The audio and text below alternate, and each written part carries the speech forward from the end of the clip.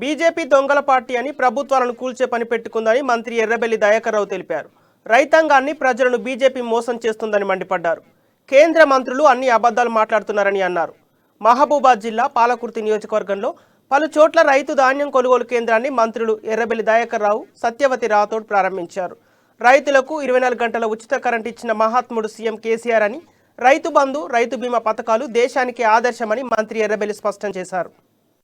రాష్ట్రం నుంచి కొనొద్దని పట్టుదలతోటి కేంద్రం ఒత్తిడి చేసిన 3 సంవత్సరాల నుంచి కేసీఆర్ గారు ధాన్యం కొనుగోలు చేసి లాస్ అయిన ప్రతి సంవత్సరం ప్రతి సీజన్కి 20,000 కోట్లు పెట్టి ఇలా ధాన్యం కొనుగోలు చేయడం జరిగింది.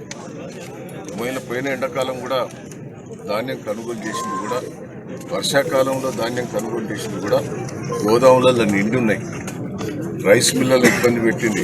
రైస్ మిల్లర్ల మీద కేసులు పెట్టి రైస్ మిల్లర్లను కూడా పూనకుండా ధాన్యం ఇబ్బంది పెట్టింది.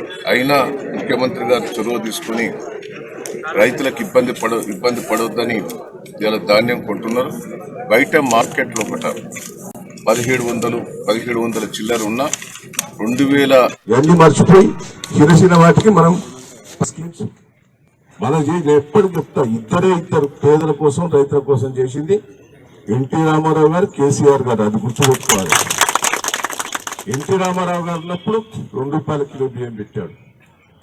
రకాలు మాఫీ చేసింది ఎన్టీ రామారావు గారు. పటారు వ్యవస్థ తీసింది ఎన్టీ రామారావు గారు. పెన్షన్ ₹30 ప్రవేశపెట్టింది ఎన్టీ రామారావు గారు. ఈ రోజు రైతాంగానికి ప్రజలకు చేసిన మహానుభావుడు కేసీఆర్ గారు. ఇద్దరు ఈ రాష్ట్ర తప్పుడు